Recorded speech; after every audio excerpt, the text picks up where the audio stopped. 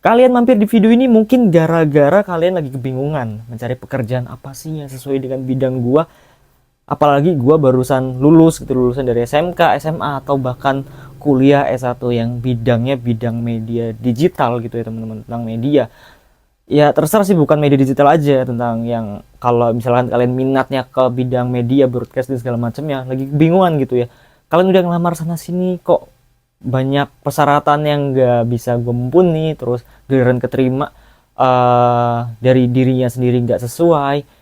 Di sini gue mau merekomendasiin beberapa pekerjaan freelance atau pekerjaan yang fleksibel menurut gue bisa kalian lakuin di lingkungan kalian teman-teman.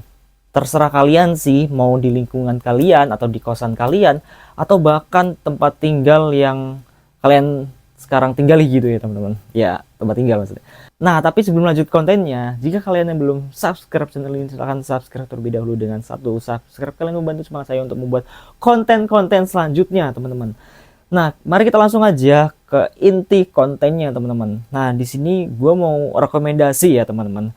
Jadi pekerjaan freelance itu bener-bener mudah menurut gua. Jam kerjanya fleksibel, terserah kita mau kerja di hari apa aja, tergantung mendapatkan kliennya di hari apa gitu ya teman-teman.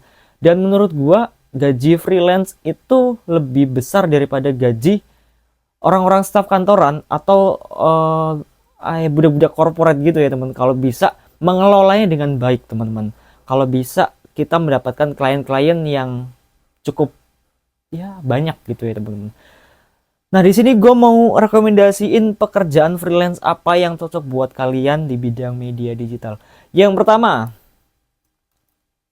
kalian menjadi fotografer. Terserah kalian mau menjadi fotografer event, wisuda, atau fotografer wedding, pre-wedding, atau event-event sunatan, atau ya terserah kalian ya, foto-foto apa gitu, model, foto-foto produk, foto-foto maternity. Banyak sebenarnya bidang-bidang fotografi yang arahnya kemana aja gitu.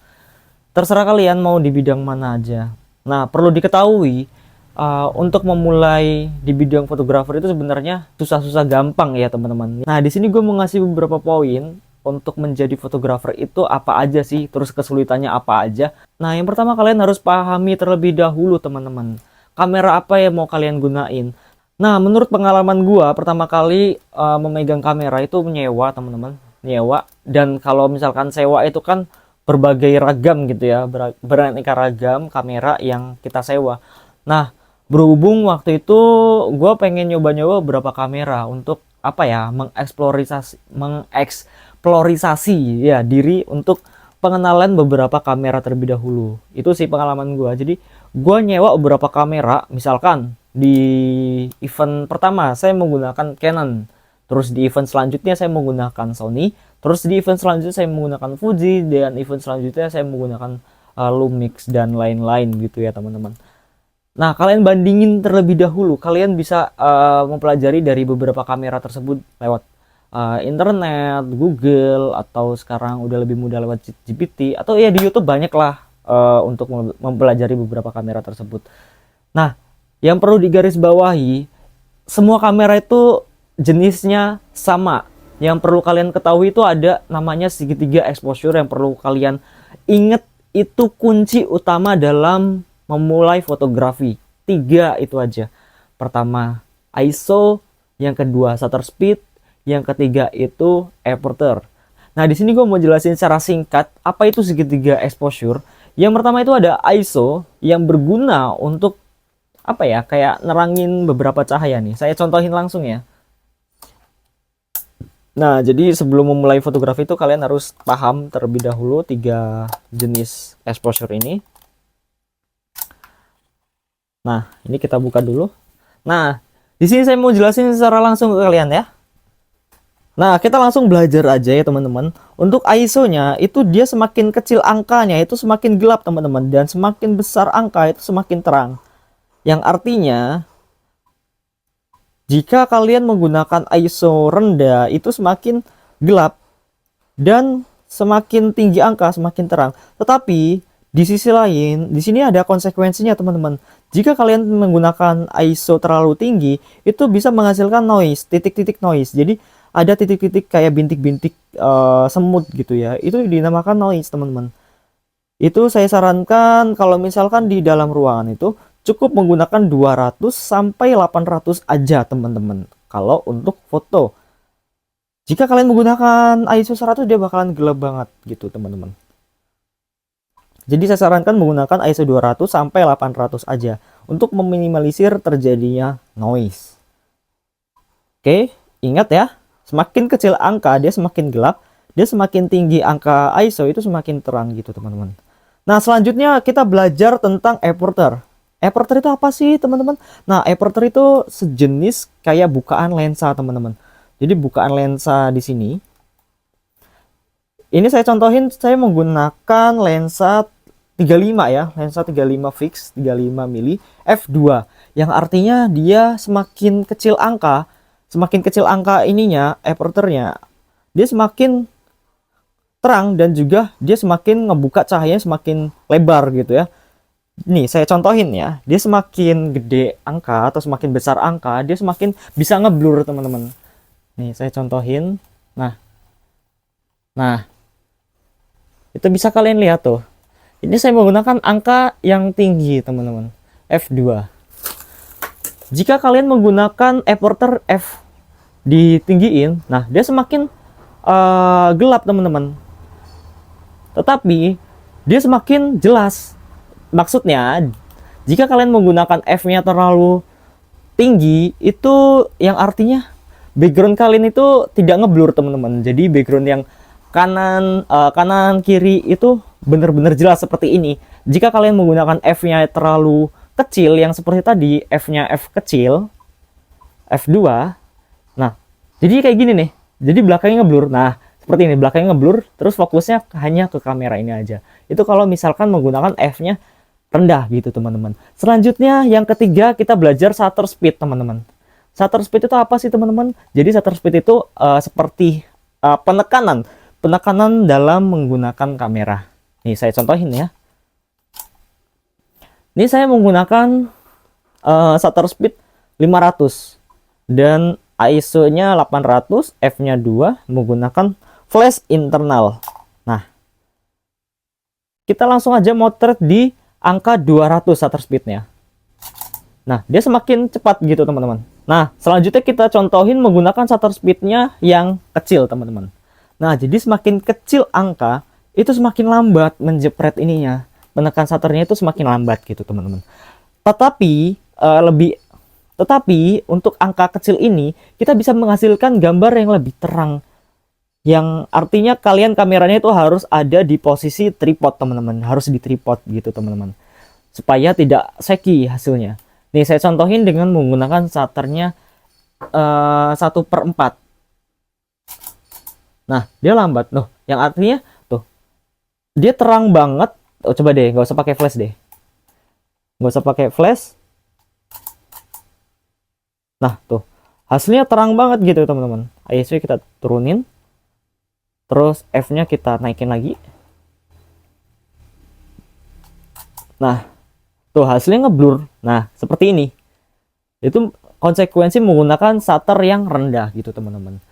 Jadi kalian harus pahami segitiga exposure ini. Ada shutter speed, ada aperture, dan ada ISO. Sebelum memulai di bidang fotografi teman-teman. Jadi konsepnya itu sama aja di semua kamera, mau Canon, mau Sony, mau Fuji, mau Lumix, semuanya kamera itu sama. Jadi kalian harus pahami segitiga exposure itu tadi. Segitiga exposure itu ada 3, ISO, shutter speed, dan juga aperture ya teman-teman. Sebelum mulai fotografi, kalian harus pahami 3 dasar itu dulu ya teman-teman. Jadi kalau kalian udah paham segitiga exposure, kalian bebas menggunakan kamera apa aja, dengan lensa apa aja, itu bisa teman-teman. Jadi kalian bisa memulai bidang usaha seperti wedding, pre-wedding, terus event. Nah mungkin kekurangan dari pekerjaan freelance ini kemungkinan besar ada di kliennya teman-teman. Kita mungkin kesulitan mendapatkan klien kalau misalkan kita baru-baru mulai. Yang artinya kita harus mencoba mencari, memperbanyak portofolio untuk klien lihat bahwa karya kita itu udah layak belum untuk kita jual gitu teman-teman. Menurut pengalaman pribadi gue itu ya, dulu itu gue ngikut-ngikut orang gitu ya. Dan pekerjaan foto ini gue gratisin teman-teman. Gue untuk pertama kalinya gue gratisin untuk menambah portofolio yang ada di Instagram, di YouTube dan lainnya gitu teman-teman. Jadi saya perbanyak terlebih dahulu portofolio, yang artinya ketika kita udah banyak portofolio dan udah banyak gitu ya, jadi klien tuh bisa melihat dengan hasil ini kita bisa diberi harga berapa gitu teman-teman. Nah, ketika kalian sudah mengumpulkan beberapa banyak portofolio, misalkan sudah ya 5 atau 6 klien dimasukin Instagram dan udah layak kita jual, baru kita tawarin ke MUA atau ke event organizer atau ke teman-teman kalian atau ke tetangga-tetangga sekitar. Kalau misalkan ada acara event atau acara-acara wedding, pre-wedding atau yang lainnya sunatan, kalian tawarin aja gitu dengan jasa kalian gitu teman-teman. Jadi jangan khawatir teman-teman, jangan khawatir kalau kalian tuh belum punya alat gear yang mumpuni. Kalian bisa nyewa teman-teman, nyewa. Jadi kamera ini bisa disewa. Banyak yang menyediakan sewa-sewa kamera di lingkungan kalian pasti ada gitu teman. Dan menurut gua lebih baik menyewa daripada kita punya sendiri. Karena apa? Kalau misalkan kalian punya sendiri, itu kemungkinan besar harga baru yang kalian beli itu bakalan drop banget nantinya di setahun kemudian. Kalau misalkan kalian pengen jual, itu drop banget harganya teman-teman. Jadi ya menurut gua sewa aja lah, untuk pemula itu masih sewa aja.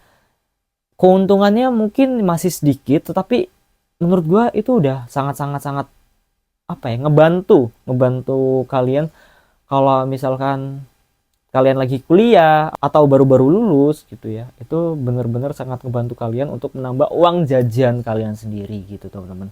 Ya kemungkinan ya untung-untung bersih ya 200 sampai 300-an gitu sih kalau dalam dunia fotografi.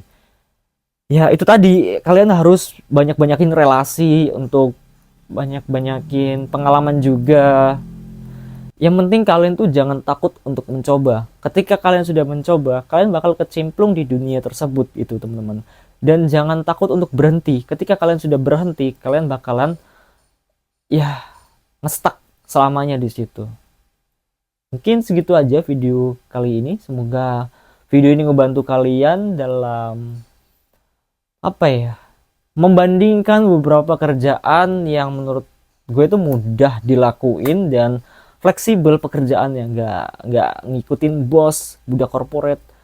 Ya setiap pekerjaan itu ada plus minusnya lah ya, tinggal kalian menentukan pekerjaan apa yang sesuai untuk kalian semua. Oke, terima kasih telah menonton video ini. Thanks for watching and see you the next time. Bye bye.